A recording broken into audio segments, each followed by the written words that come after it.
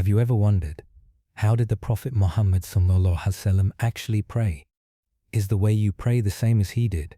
Why do some Muslims raise their hands before ruku and others don't? Why are there slight differences in Salah?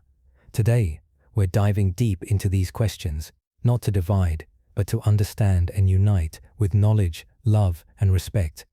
In Sahih Bukhari, it is narrated that the Prophet ﷺ prayed with Rafa al-Yadain, raising his hands at specific points during prayer. But in other narrations, he is seen praying without raising his hands. So which one is right? The reality is, both are right.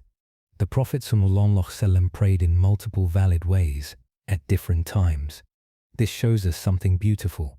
Flexibility in worship is from the Sunnah.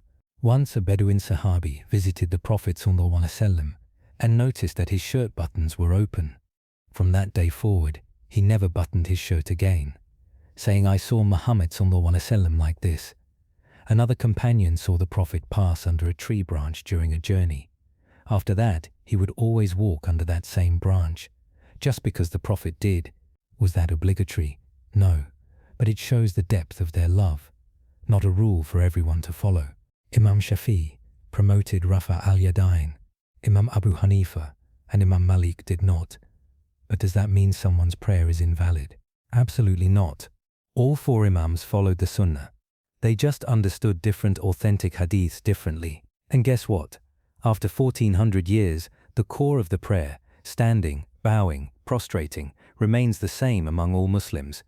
That's miraculous unity, not contradiction. Imagine if the differences were so big that people couldn't pray in congregation. One going to ruku, another doing sujood, the Salah would break, right? But no, this never happens.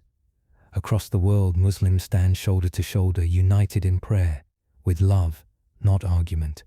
The Prophet ﷺ didn't always pray in one fixed way. Sometimes he left his hands free. Sometimes he clasped them low and sometimes high. Sometimes he raised his hands before ruku. Sometimes he didn't. These were all part of his sunnah, not contradictions. Different Sahaba saw him at different times and followed what they saw out of love and devotion. Imam Malik, the Imam of Medina, didn't practice Rafa al-Yadain. Imam Shafi did. So did Imam Ahmad. All were great scholars. All followed the Sunnah, just as they understood it. So if they respected differences, why can't we? A slight variation in how you move your hands should not break your brotherhood. The Prophet ﷺ said, "Pray as you have seen me praying." Sahih Bukhari. Different Sahaba saw different moments. That's how the beautiful diversity in our prayer began.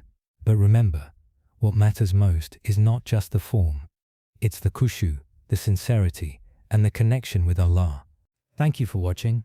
If this video helped you grasp the complexities of Islamic history with compassion, hit like, subscribe, and share it with family and friends. Comment below, what other historical topics would you like us to cover next?